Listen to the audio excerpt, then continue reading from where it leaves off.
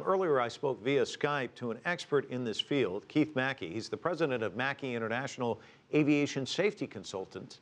We began by talking about how the National Transportation Safety Board will approach this case. The NTSB will do it very thoroughly and very mechanically. They won't go in with any preconceived ideas. What they'll do is they'll set up teams of various disciplines.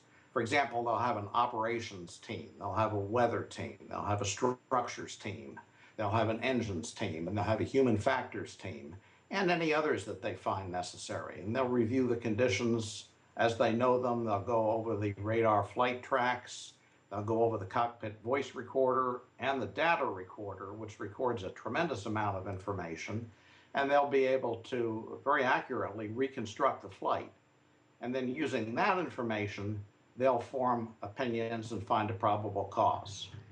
Keith, I've flown in and out of San Francisco International several times. I've never seen it as a difficult airport to land in. Is it?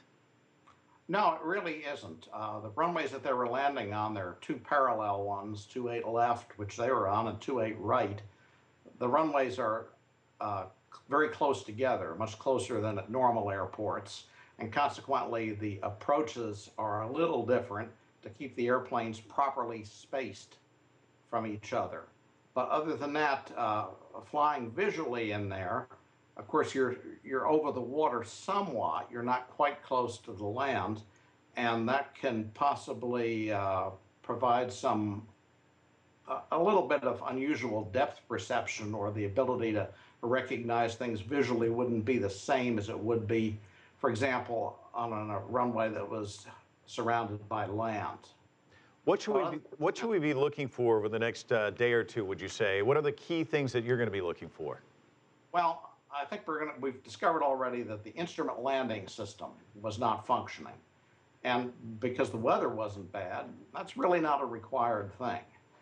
As a backup to this, in good weather, we have what we call a VASI system, V-A-S-I, Visual Approach Slope Indicator. And it's colored lights, and by the positioning of the lights, the pilot can tell if he's too low on the proper glide or if he's too high, and he can take corrective action. Now, I understand that the VASI was intermittent, so I assume that it was off at some times and on at other times. That'll be interesting to find out the state of the VASI system, because the pilot may not have had that backup guidance, and he may have only been able to land the airplane with visual cues, which is fine. There's nothing wrong with that. It's absolutely normal. However, they may have been much more accustomed to using automated systems for their landings and using the autopilot, or what we call a coupled approach. So we'll find out if that is a factor.